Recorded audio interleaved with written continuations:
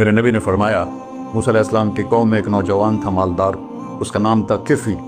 روزانہ نئی لڑکی لاتا تھا رات کو، روزانہ نئی لڑکی اس کے کمرے میں آتی تھی۔ ایک رات ایک ایسی حسین لڑکی تھی، اس کے لیے 60 دینار 4.5 ماشے کا 1 دینار ہوتا ہے، کچھ 250 ماشے کے تولے بنا کر پھر ان کو 3 لاکھ سے ضرب دو تو پھر آپ کو پتہ چلے گا کہ اس کے پاس دولت کتنی تھی اور اس نے خرچ کیا کیا تھا۔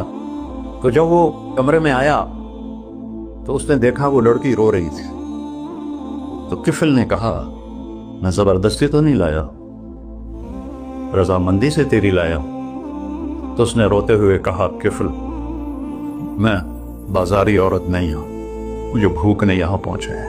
کفل نے جب اس کے آنسو دیکھے تو اس کو بھی رونا آ گیا، کہنے لگا تو میری بہن ہے، اسی عزت سے واپس چلی جا، پیسے بھی لے جا اور میرے لیے دعا کر، میں انسان نہیں ہوں، اللہ مجھے معاف کر دے۔ وہ لڑکی چلی گئی۔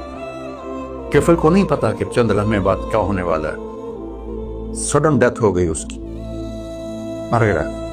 سارا شہر جانتا ہے کہ یہ انتہائی غلیظ انسان ہے اور میرا اللہ اس کی توبہ دیکھ چکا ہے۔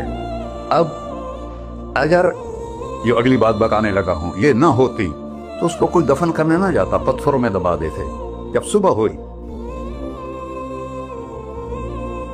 کفل کے دروازے پر نورانی سطر سے لکھا ہوا تھا ان اللہ قد غفر للکفل، اللہ نے کفل کو معاف کر دی، جاؤ اس کو عزت سے ہمارے پاس پہنچا۔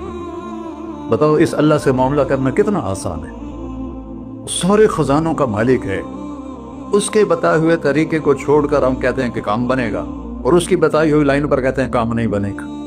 اوپر اللہ رؤوف الرحیم، نیچے اللہ کا محبوب رؤوف الرحیم۔